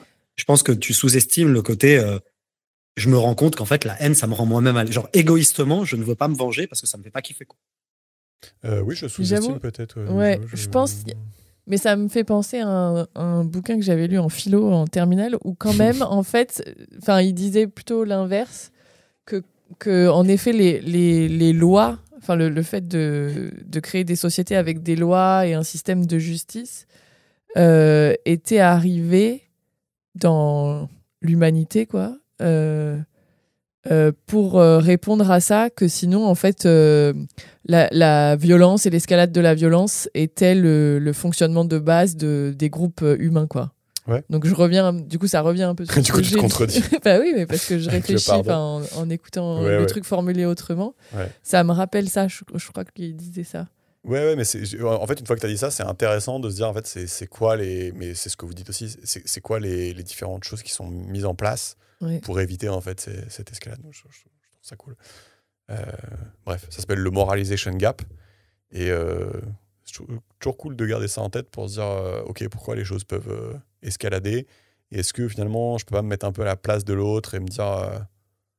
OK, est-ce que je suis vraiment si brillant? Est-ce qu'il est vraiment tant que c'est un connard? Enfin bref, c'est intéressant. Donc il y a la conclusion, un peu plus longue que d'habitude. D'habitude, je fais juste une phrase. Là, c'est une conclusion un petit peu plus longue. En conclusion, il dit que l'empathie devrait être un serviteur utile, mais jamais un maître. Donc c'est comme ça qu'on devrait voir l'empathie. C'est un peu la conclusion du bouquin. C'est si on devait tirer une seule chose. Et on peut illustrer sa conclusion avec l'anecdote du Third Pounder de McDo. Je ne sais pas si vous connaissez cette anecdote, le Third Pounder. Non, c'est un sandwich? Ouais, c'est un sandwich. Donc en gros, McDo avait sorti le Quarter Pounder. Ah oui. Et la chaîne de burgers qui s'appelait A&G avait sorti le Third Pounder, donc parce qu'il avait plus de bœuf, parce que c'est un Third Pounder, moins cher et avec un meilleur goût lors des blind tests. Et évidemment, vous avez tous compris, la punchline, c'est que ça a été un échec parce que les gens croyaient qu'il y avait plus de viande dans le Quarter Pounder que dans le Third Pounder, parce que juste 4, c'est plus que 3, quoi. Ouais, mais là, c'est quarter, donc... si tu veux, mais voilà, les gens avaient quand même ce petit biais dans la tête.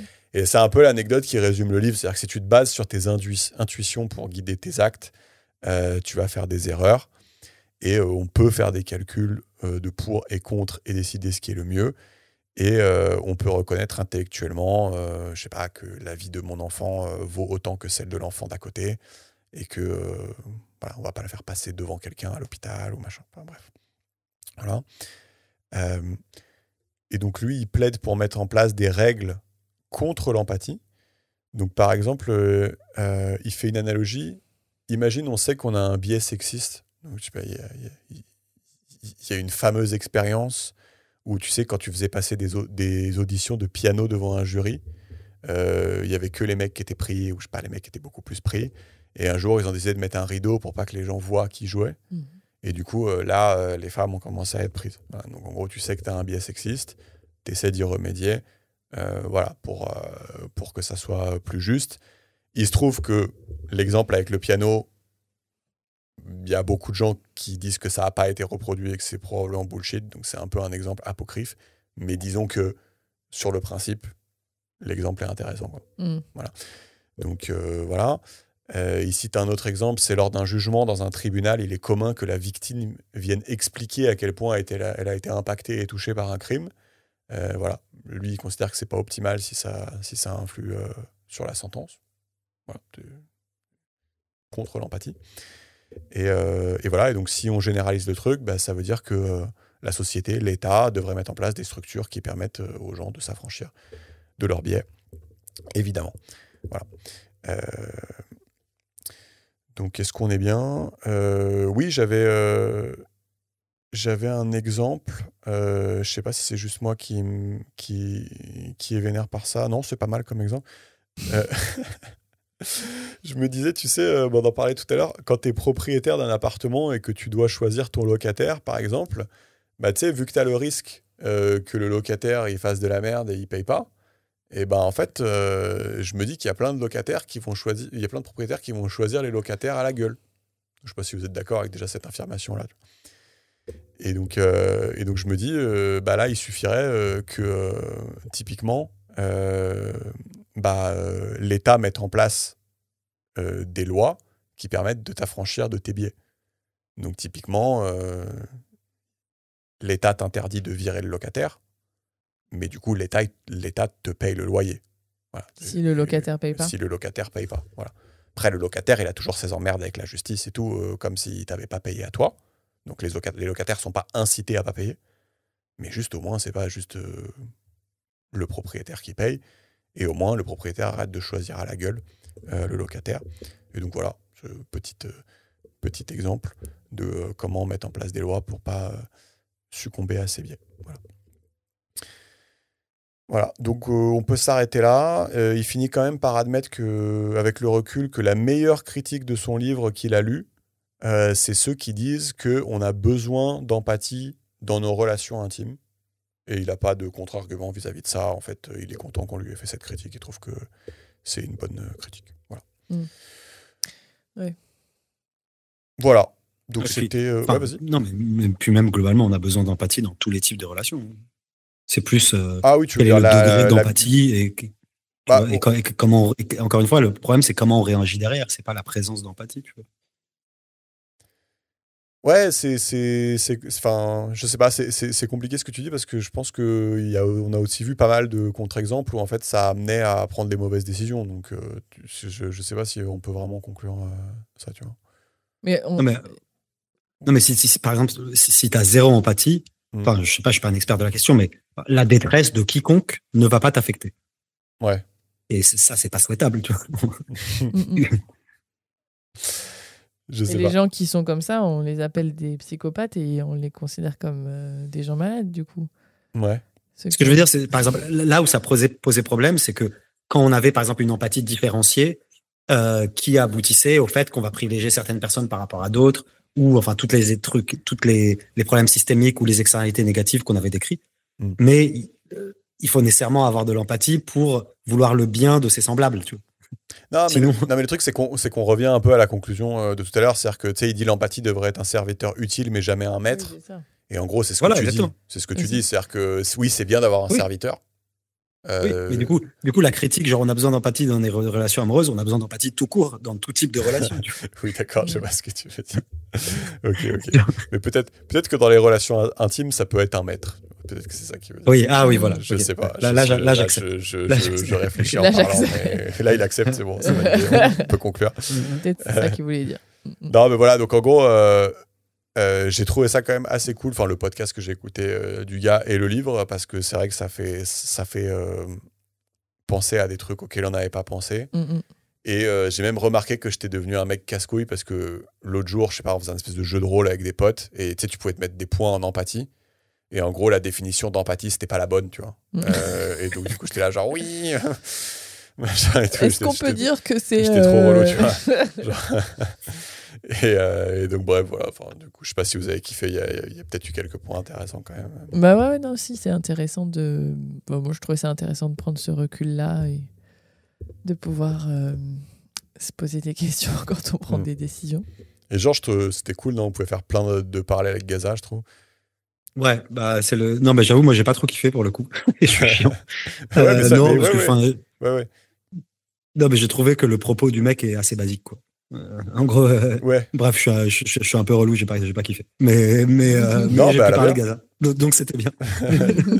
Ça rattrape. Mais le truc, c'est que, enfin, c'est pas impossible en vrai que chez certaines personnes.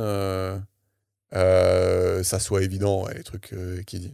Ouais, non, mais Mais Clem était souvent là pour rappeler qu'il y a beaucoup de personnes chez qui ce n'est pas évident. Ouais. Bah, en fait, je pense que vous deux... On n'est pas les bons candidats.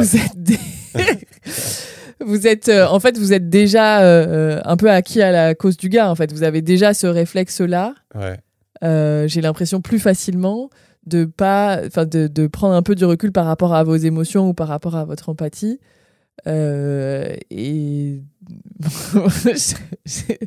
Oui, et que ça, pour vous, c'est pas un maître, quoi. J'ai l'impression que c'est assez évident pour vous. Mais moi, je sais que c'est quelque chose sur lequel j'ai dû beaucoup travailler parce qu'en fait, bah oui, moi, j'étais de ces, enfin, j'ai dit au passé, mais voilà, de ces gens qui mettent ça au-dessus de tout et qui ont l'impression que quand on leur dit ah ouais, toi, t'es hyper empathique, c'est le Graal à atteindre, tu vois. Vas-y, on va profiter de Clem, de l'empathie de Clem. Ouais, c'est ça. Non, oui, non, mais complètement. Et puis enfin, non, mais après on s'en fout mais tu vois, genre je pense que, enfin, tu vois, j'ai l'impression que ce qu'il raconte, c'est un peu une sorte de biais cognitif, tu vois. Et tu vois, genre, Mm. je sais pas, il y a plein de biais cognitifs. Est-ce qu'on va faire un bouquin sur chacun des 100 biais cognitifs qui existent? Tu vois ce Oui, que- je vois ce que tu vois veux ce que je dire. veux dire. Non, mais à nouveau, là, Ouais, ce qui ouais, est je vois ce que tu intéressant, veux c'est dire. que ce biais-là, en fait, ça n'est pas vu comme un biais, en fait. Donc, oui. tu vois, Mais tous les à biais nouveau, en évoluent. fait. Donc là, c'est juste, peut-être, il est juste en train de dire ça. Faites gaffe, l'empathie, c'est un biais. Mais en fait, si personne ne l'avait dit avant, du coup, personne s'en rendait compte, quoi. Non, mais c'est intéressant, c'est aussi les gens en commentaire pourront dire Ouais. si c'était Oui. évident ou si au contraire ils ont appris des trucs. Bon, alors, je suppute que vu les gens qui écoutent, je pense que ça va plutôt être évident. Mais non, c'est intéressant parce que c'est difficile rétrospectivement et moi je me souviens quand même quand je l'avais entendu, il y avait pas mal de trucs où je m'étais dit ah ça j'y avais pas pensé. Mm. Donc en espérant qu'il y ait des gens chez qui ça provoque le même résultat. Voilà. On s'arrête là? Trop bien. Ouais. Ça marche. Bah, merci. Allez, ciao. Bisous, bisous. Ciao. Ciao. Ah, le bâtard. Ah là là.